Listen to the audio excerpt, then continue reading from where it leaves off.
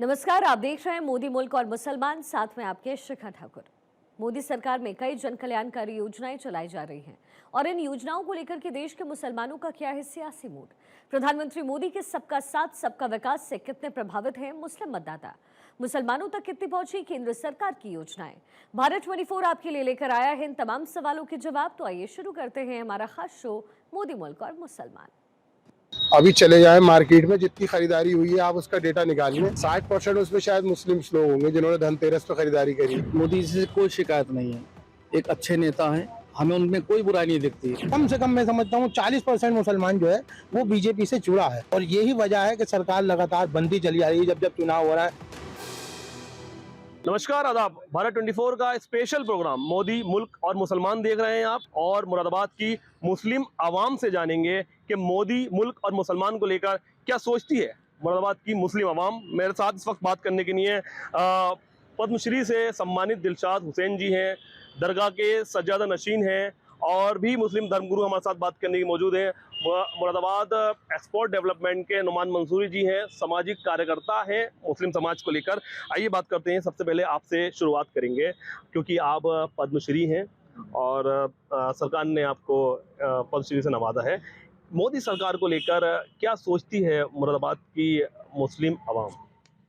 मैं दिलशाद हुसैन, पद्मश्री अवार्ड से सम्मानित, मुरादाबाद यूपी है। मुसलमान मोदी जी को अच्छा समझती है और अच्छे काम कर रहे हैं, और ख़ास तौर से दस्तकारों के लिए अच्छा काम कर रहे हैं। उसकी वजह यह है कि दस्तकार मैं भी हूँ और भी हैं, और मुरादाबाद के अंदर 2 पद्मश्री, एक मैं हूँ और एक यादव जी हैं।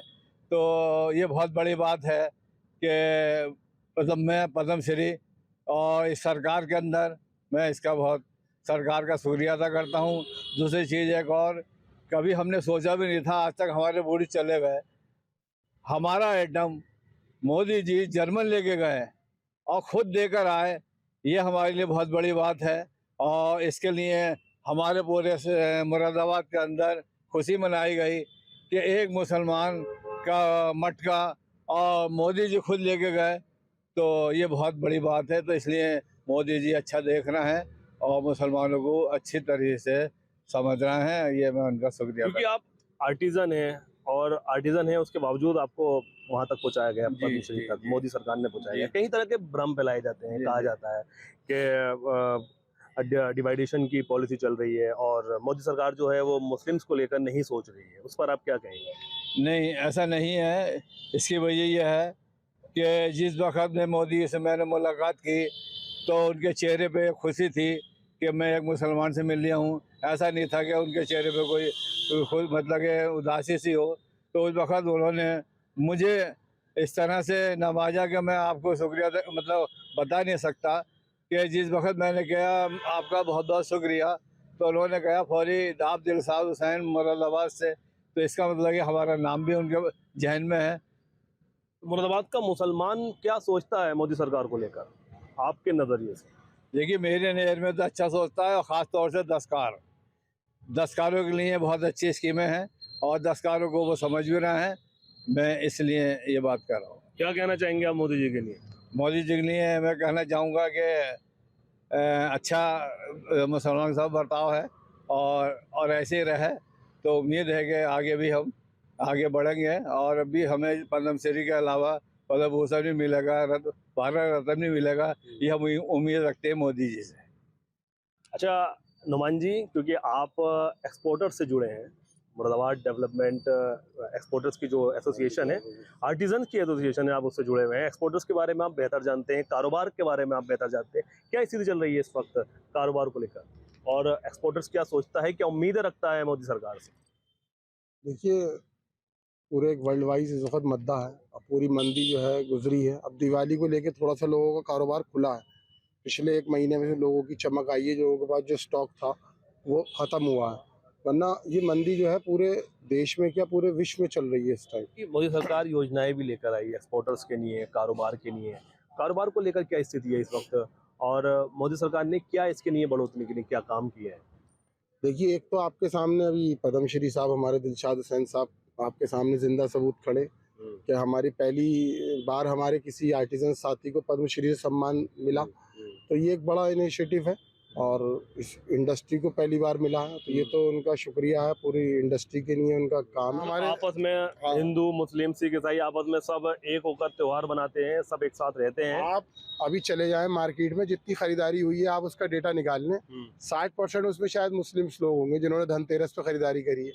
आप देखें रास्ते में जितने शोरूम्स थे स्कूटरों के, उसमें मुस्लिम महिलाओं की लाइन लगी हुई थी। तो ऐसा कहीं प्रतीत नहीं होता कि इस देश में कहीं कुछ अलग है।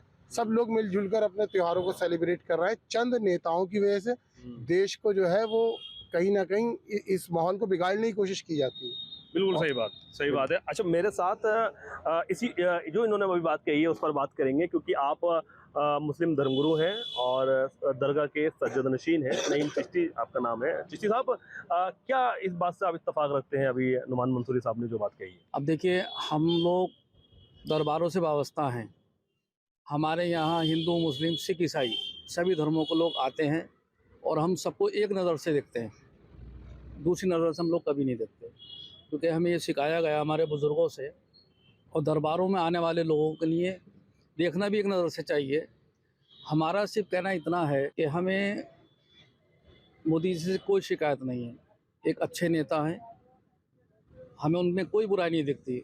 देखिए, मैंने कहा ना कि हम दरगाहों के लोग हैं, हम तो दरगाह की बात करेंगे पहले। तो उसमें ऐसा नहीं है कि मोदी जी से मुसलमान जुड़ा हुआ नहीं है, मुसलमान जुड़ा हुआ है। और देखिए, सबसे बड़ी मिसाल हमारे बराबर में खड़ी है, दिलशाद साहब को देखिए, इनको अवार्ड से नवाजा गया है। तो उसमें भाई के खड़े हैं कि ये भी बीजेपी से हैं, आरएसएस से हैं, मुसलमान जुड़ा हुआ है।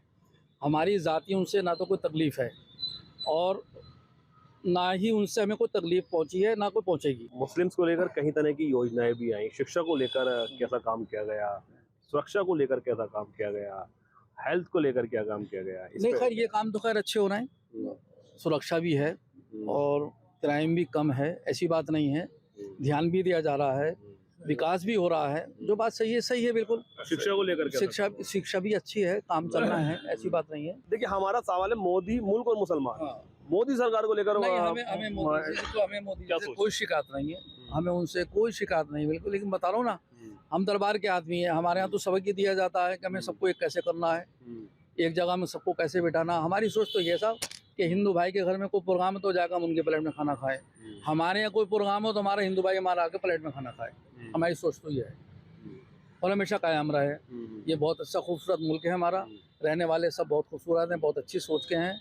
जहाँ तक आपका सवाल है कि मोदी जी का ताल्लुक है, तो मोदी जी अच्छे इंसान है, इसमें कोई दो राय वाली बात नहीं है। और मगर जहाँ तक जैसे कि हमारे सरपरस्त आली जनाब नईम चिश्ती साहब ने कहा कि हम दरगाहों से जुड़े हुए लोग हैं और दरगाहों पर जब लंगर होता है, दरगाहों पर जब चादरें पेश होती हैं, दरगाहों पर जब मन्नतें मांगी जाती हैं, तो वहाँ पर ये नहीं देखा जाता कि कौन हिंदू है कौन मुसलमान है, और सबकी मुरादें पूरी होती हैं। बहुत खुशी हुई थी जब मोदी जी ने ख्वाजा गरीब नवाज सरकार में चादर पेश की थी, और यही है कि मुसलमान इससे जुड़ना चाहता है। मैं समझता हूँ आज कम से कम मैं समझता हूँ 40% मुसलमान जो है वो बीजेपी से जुड़ा है, और यही वजह है कि सरकार लगातार बनती चली आ रही है। जब चुनाव हो रहा है बढ़ चढ़ के जो है बीजेपी आ रही है। देखिए, मुरादाबाद में मोदी मुसलमान और सरकार जी, मोदी सरकार ने जो स्कीमें दी हैं, देखिए पहली बार मुरादाबाद में अगर आप पूरे मुरादाबाद मंडल का करेंगे तो 32 मुसलमान लड़के पीसीएस, आईपीएस, आईएएस में आए हैं।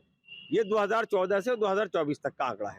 तो मुसलमान को कहीं ना कहीं अब और नीचे आइए, अगर आप सर्वे करेंगे तो मेडिकल में और जो भर्ती हुई है पुलिस में पिछले 10 साल में, उसमें मुसलमान काफ़ी लड़के आए हैं। और आप पता करेंगे गलशहीद के 2 सगे भाई ऐसे मतलब एसआई में हैं, और बहुत लोग हैं, क्योंकि हमें तो आंकड़े रखने पड़ते हैं ना, क्योंकि हमें आप जैसे लोगों से के सवाल भी देने हैं कि मुसलमान हो। तीसरी सबसे बड़ी बात है, 2014 से मुरादाबाद में 3 बड़ी स्कीम आई।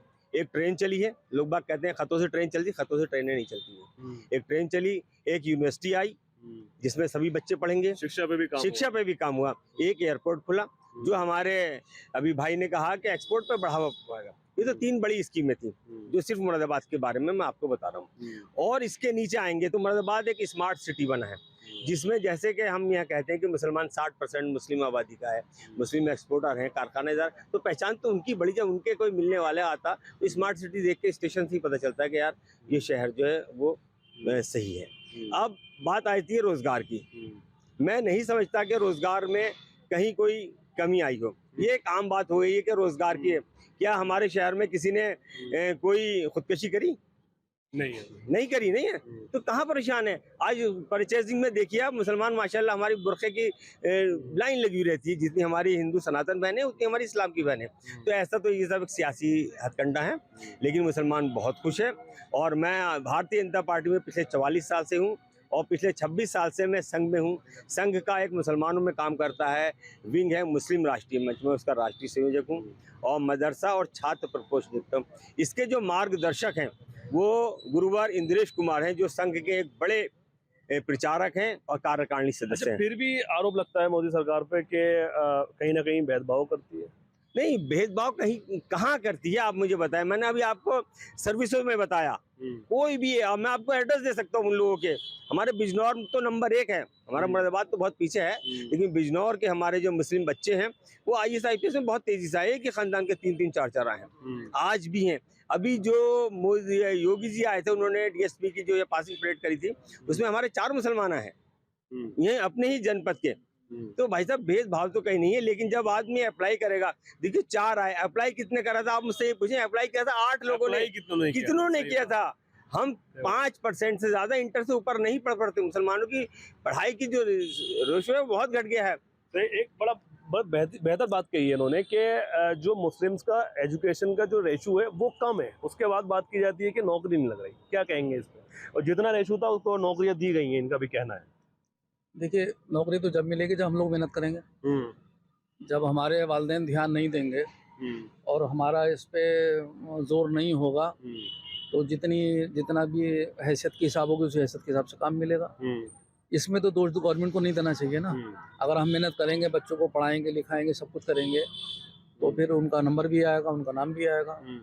और जब कोशिश ही नहीं करेंगे तो उसमें तो गवर्नमेंट को कहने का हमारा कोई हक नहीं बनता।